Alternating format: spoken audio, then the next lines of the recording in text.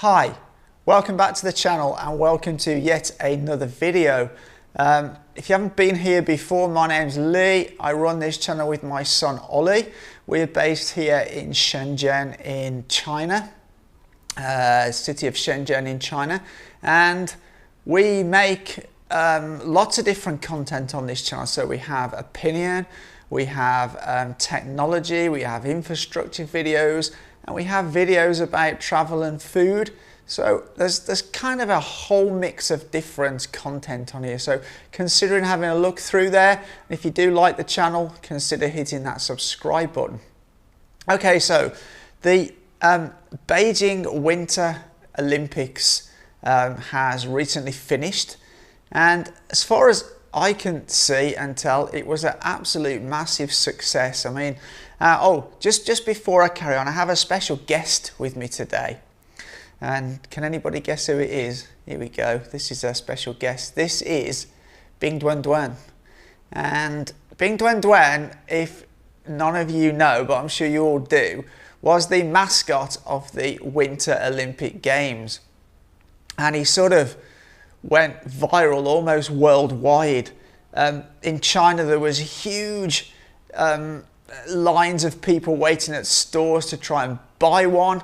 And people were paying like, really lots of money to get their hands on a Bing Duan Duan. Now, mine is a little one, and I got given this when I went to see some Olympic venues, the big air ski jump. I got kindly given this, but there is also another mascot, and I'm going to talk about this in a little while, and that's for the Paralympics. But anyway, getting back to the Winter Olympics, as I said, it was a great success. Now, what confused me a little bit is if you listen to journalists from Western media, it almost sounds like they were at a different Olympics to the athletes.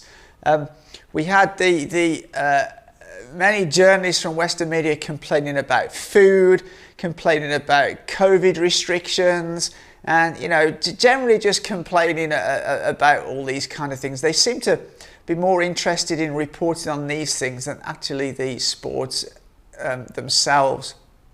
And yet from the athletes, we had a very different take. There was a huge amount of videos online from various athletes and showing how great the Olympic Village was, showing how friendly the people here were, also showing how good China did by hosting the Olympics in the middle of a worldwide pandemic. And they did do an absolutely fantastic job.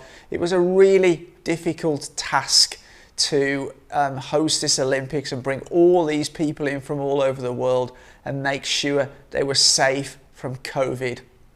And they did that, and they did a great job.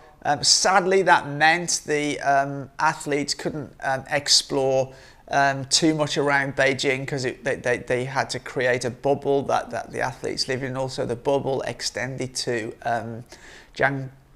Zhangjiakou, where some of the other events were taking place.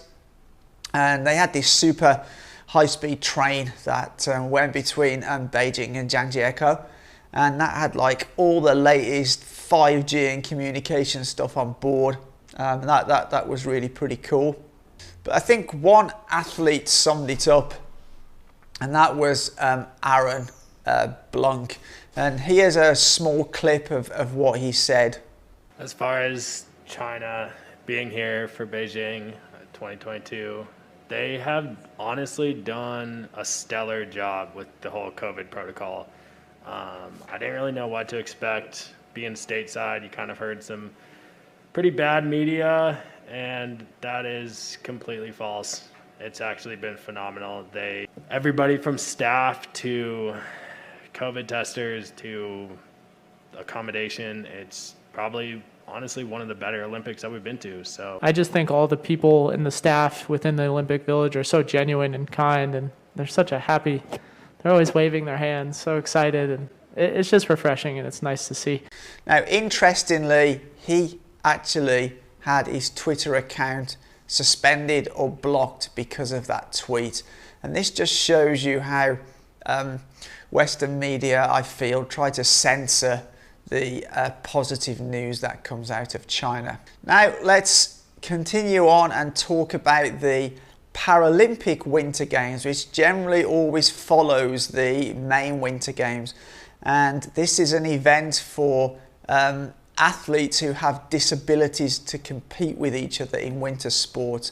And I actually personally think these people are amazing, because winter sports is difficult enough if you're fully able-bodied, but to compete in these sports when you have physical disabilities is just amazing. And it must be so much more difficult for those athletes to train.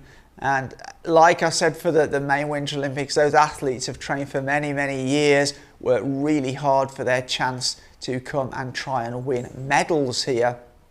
Now, I talked about Bing Duan Duan, and that was the mascot for the main Winter Games.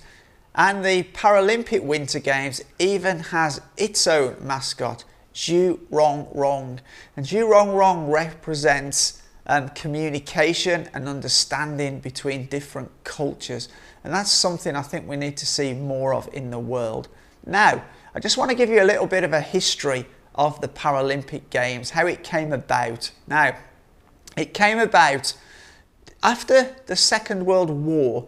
There was a lot of soldiers and other personnel in hospitals with disabilities. They had missing limbs or other disabilities. And it was all down to a German doctor who was at the time working in a British hospital.